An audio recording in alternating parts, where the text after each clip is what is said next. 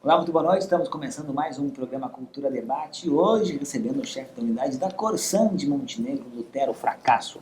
E você pode participar, fazer perguntas, críticas ou elogios de duas formas. Através da fanpage no Facebook, que é facebook.com/TV Cultura do Vale, ou pelo nosso WhatsApp, que é o número 998-240324, repetindo 998-240324.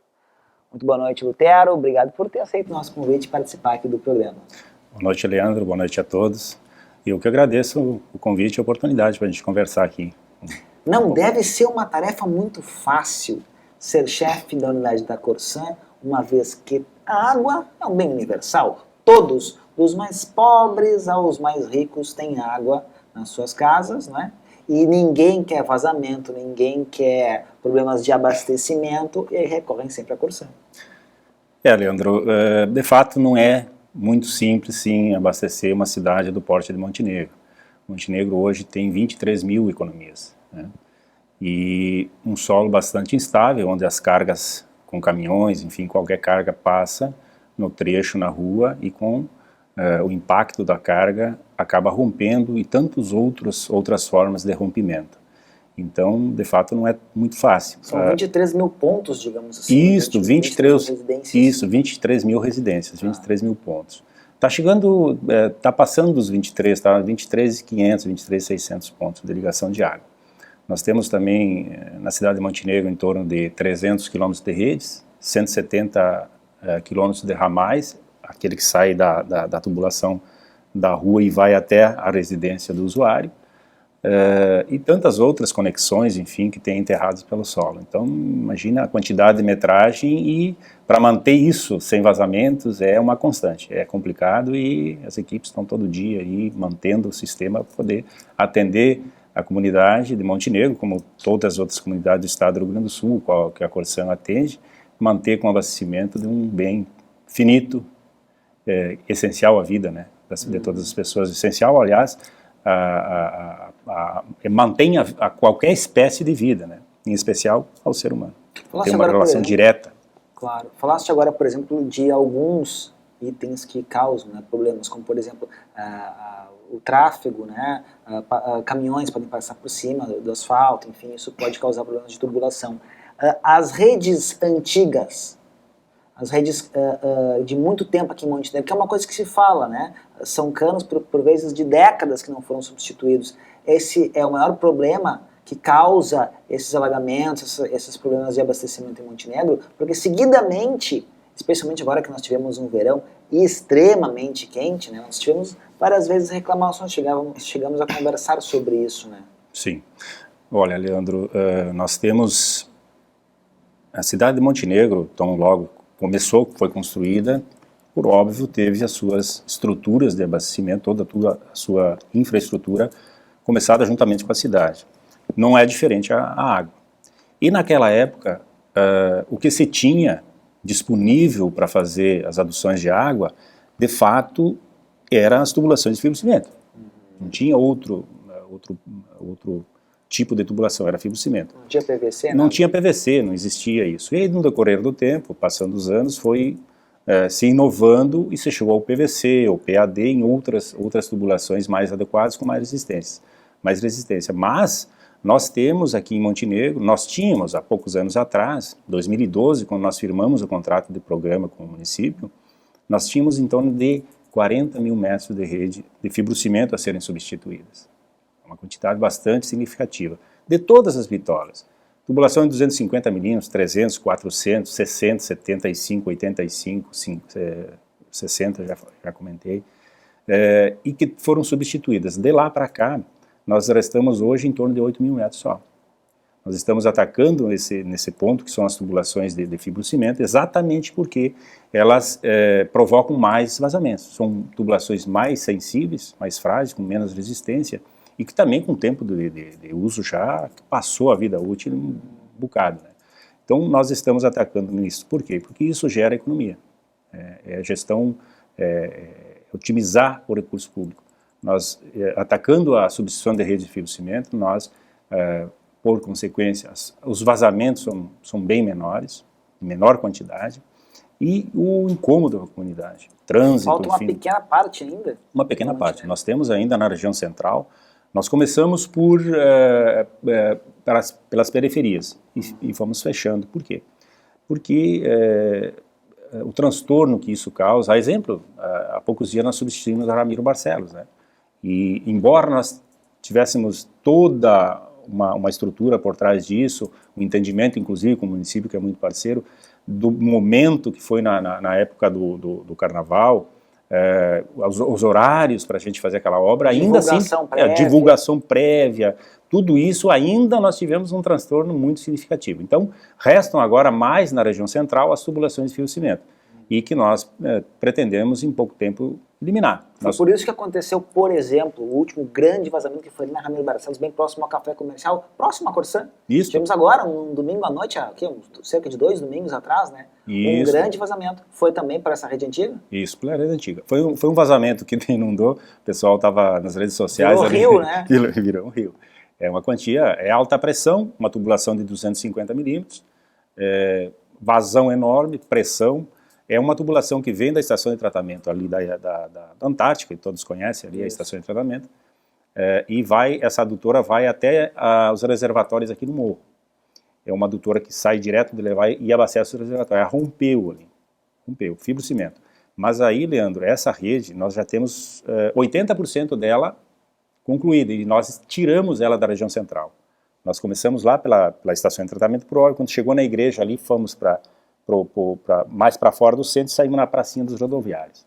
Essa rede está 80% dela pronta, em PVC 250 milímetros, e nós precisamos agora montar uma estratégia, sendo uma região central, da mesma forma que fizemos na Ramiro Barcelos, e fazer a interligação, fazer um pequeno trecho na pracinha dos rodoviários ali, dos ferroviários, né? Desculpa, Isso. dos ferroviários, fazer um pequeno trecho e fazer a interligação. E aí esta rede que passa ali pela Ramiro Barcelos, de 250, que rompeu há 15, 20 dias atrás, ela vai ser eliminada, abandonada. E o PVC é muito mais resistente, diminui bastante a chance de ocorrerem esses problemas. Com certeza, a ideia é essa, substituir os fibrocimento por tubulações de PVC, exatamente para chegar no que falasse, menor índice de intervenções em virtude de vazamentos.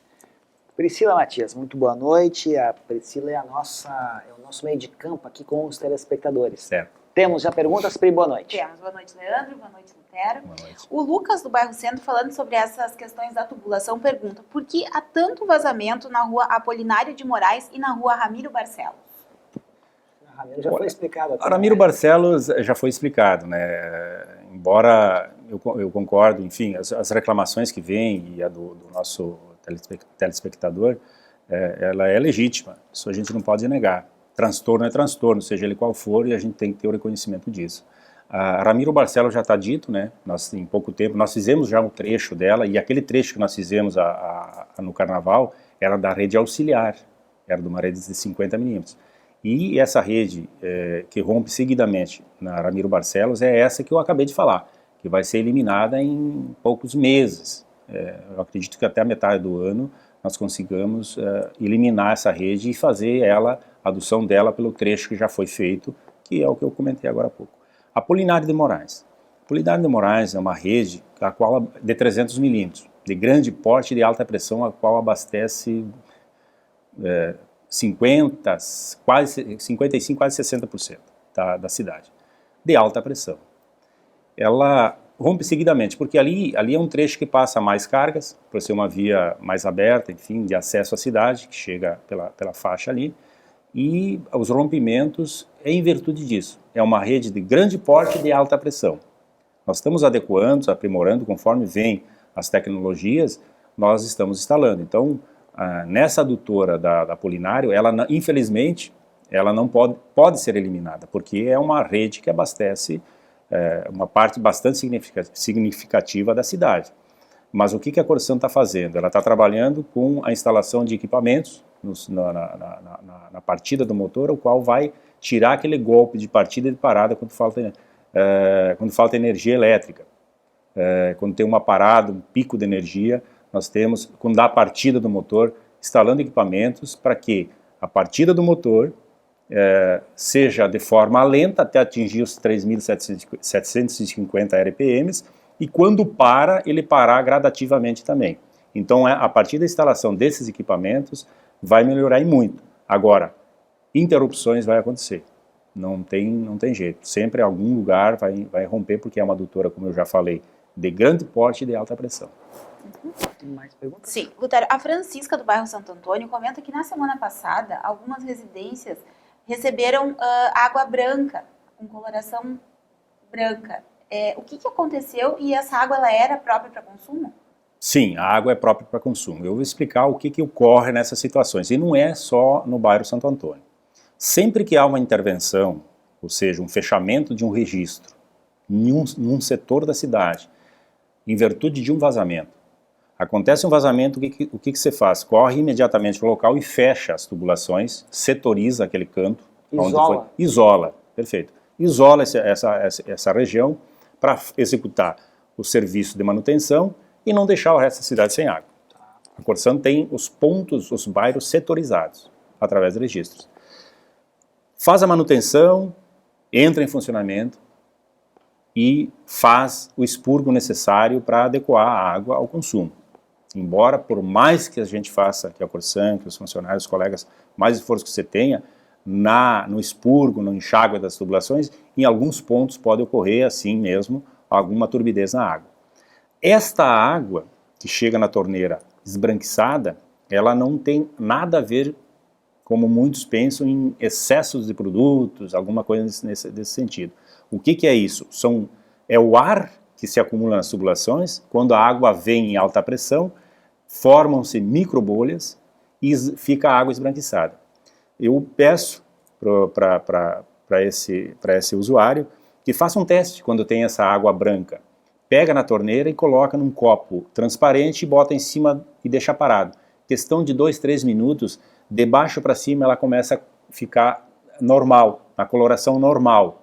E ele vai identificar que nas bordas do copo vai ficar as bolhas de ar. A bolha vai se juntar e vai subindo, ar, ele vai subindo e vai deixando a água cristalina. Então não é nada mais... O odor é normal, normal, é o mesmo cheiro. A água é o perfeita. cheiro que não tem cheiro, a água tem que ser, tem que ser inodora. Às vezes tem um cheiro de cloro e tal, mas assim, ela está perfeitamente em condições de uso, sem a menor possibilidade de contaminação, de excesso de produto. Isso, a dosagem de produto, numa estação de tratamento de água, a água é um bem natural, que mantém a vida, nós temos que tratar com todo respeito e responsabilidade. A Corsan faz exames de hora em hora, todos os exames necessários para que a água chegue com a dosagem adequada. Então, isso nada mais, nada menos que microbolhas de ar. Eu peço para esse ouvinte que faça, esse usuário que faça esse teste para ele comprovar isso. Qualquer momento, o Priscila nos chama aí de novo, okay. Tá bom? Lutério, falar nisso, eu tive a oportunidade de, há alguns meses, gravamos um programa para a TVE, né, o TVE Repórter. Eu conheci lá a estação de tratamento. Sim. Aquela é a estação... Estação 2. 2, que é o que tu mencionava antes, próximo à Antártica, que as pessoas sabem onde é, né? Isso. E tem alguns números impressionantes, tá? Eu gostaria que tu frisasse aqui no volume de água tratada. Nós aqui na estação de tratamento, nós temos 2 estações de tratamento, né? Nós temos a estação aqui do centro, né, que ela é a mais antiga, desde que começou a se tratar a água para a cidade de Montenegro, e tem a estação 2, que é a mais recente, né? Por volta de 2000 que entrou em funcionamento. Nós temos, na estação 1, nós temos em torno de 70 litros por segundo tratados, que é uma quantia já bastante significativa. Na estação de tratamento 2, essa próxima à Antártica, nós tratamos 160 litros por segundo. 160 litros de água por segundo. Por segundo. Então, imagine uma quantia de água, um recipiente de 160 litros, né, uma bombona, um tambor, e a cada segundo uma quantia dessa. Coisa. É bastante água. É bastante água para nós, Leandro, aqui, que a gente vive num município que não é tão grande, é um município mediano. Sim, sim. Imagine em outras cidades, a exemplo de Bento Gonçalves, são 450 litros por segundo para atender a cidade. Então é uma vazão. E outras cidades, imagine São Paulo, é um rio de água. Que a gente ouve seguidamente falar de problemas de abastecimento, né? Por razões óbvias, né? Uma mega cidade, uma das maiores metrópoles do mundo, né? Isso, é complicado. Então ali nós temos, só na estação 2, aquela quantia de 160 litros por segundo, somada aos 70 litros por segundo com capacidade maior, né? A estação 2 tem capacidade para tratar mais água. Nós temos as reservações ali na estação de tratamento 2, nós temos um reservatório de 1 milhão de litros. Nós temos aqui na estação 1, a qual os reservatórios são abastecidos também pela estação 2. Nós temos 3 reservatórios de 1 milhão de litros cada um. Zona baixa, média e alta. Então nós temos uma reservação só na região central aqui, incluindo a estação de tratamento 2, nós temos 4 milhões de litros, né? 4 mil metros cúbicos de água em armazenamento. Então, nós temos elas em situações diversas de nível, porque o baixo, por óbvio, baixo da cidade, para não ter uma pressão muito elevada, a zona média, o reservatório da zona média atende a zona média, mediana da cidade, a topografia média, e a reservação elevada, a alta, que nós chamamos, atende aos pontos altos, para lá do Morro, Via 2, Santo Antônio, essas partes mais altas. Otero, em torno de 2007, 2008, foi 2011, acredito, que foi o último ano, um dos últimos períodos do governo Percival, Sim. em que estava vencendo o contrato da Corsã com o município de Montenegro. Acho que 2011, não foi? 2010, 2011, foi ali no final do segundo mandato. Isso. E aí houve aquela negociação, tudo que foi longa, que foi muito construída, né? Sim. O vice-prefeito à época, Marcos Gribler, tratou muito disso, né? E chegou a várias vezes mencionar, inclusive, da possibilidade de municipalização ou até privatização da água aqui em Montenegro, né? Passando pela iniciativa privada ou municipalizando, a exemplo do que acontece, né? Em Porto Alegre, Novo Hamburgo, São Leopoldo, né? Mas a gente sabe que, na verdade, aquela era uma negociação mesmo, era uma espécie de, assim, de poder de barganha para que o contrato fosse negociado da melhor forma possível. E ao que parece foi.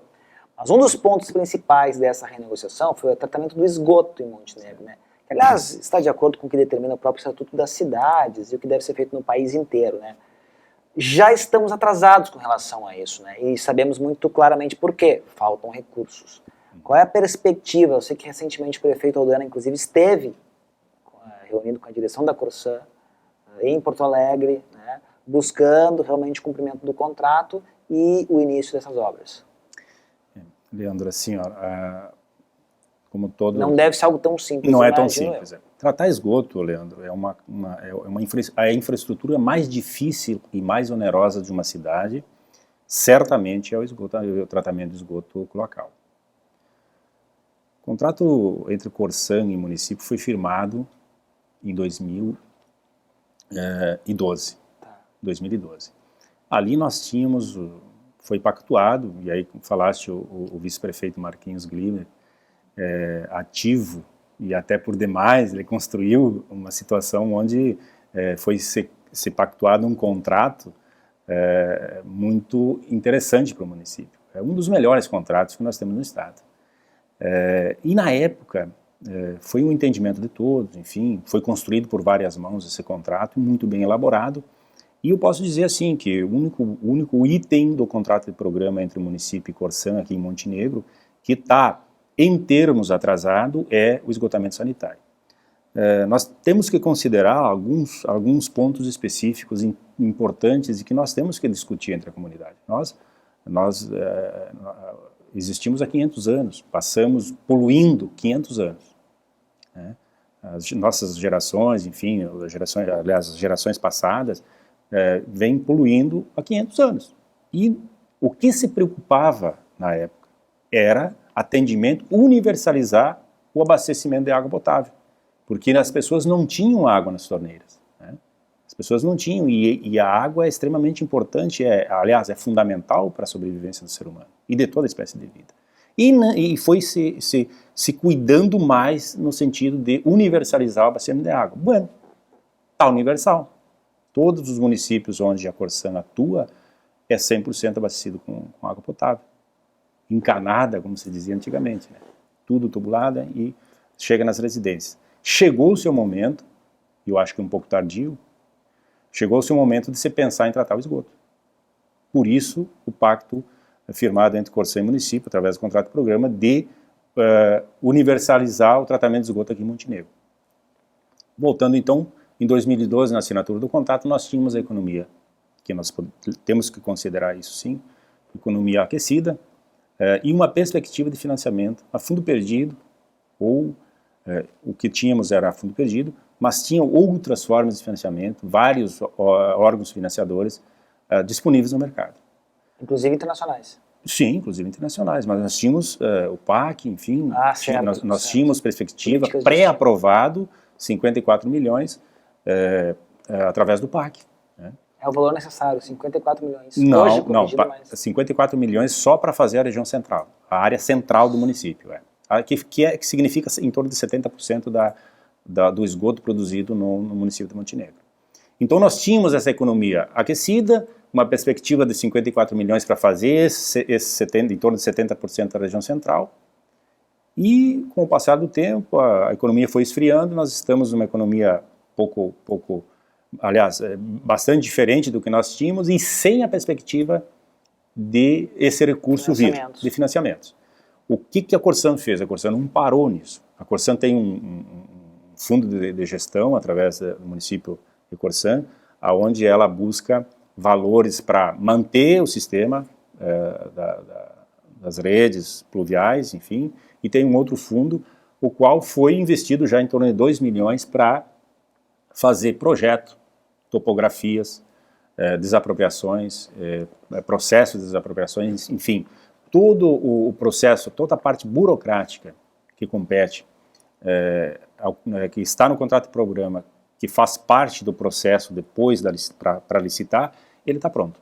Falta a grana para o projeto. Projeto executivo, as topografias, os locais onde vão ser construídas as estações de bombeamento, a estação de tratamento, tudo isso está resolvido. Agora nós temos que buscar, e isso está sendo tratado, nós temos que buscar uma forma de, mesmo sem dinheiro, sem recurso externo, apesar de a diretoria da Corsã estar buscando esses recursos, não parou de insistir, enfim, está tentando buscar esses recursos, nós temos que minimamente fazer alguma coisa, tentar construir estação de tratamento, enfim.